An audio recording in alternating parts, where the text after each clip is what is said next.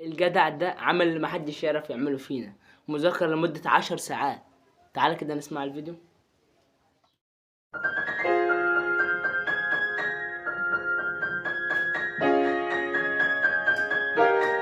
انت مش بتذاكر كده، انت سقعان، انت سقعان كده.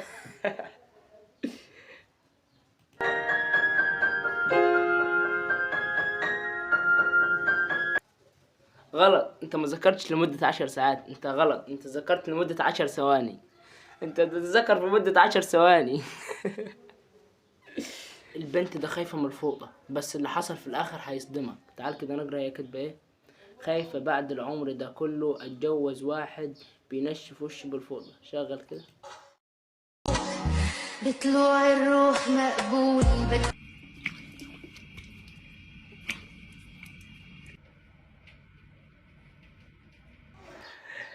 يعني ده فتى احلامك، فتى احلامك بينشف وشي بالقطة.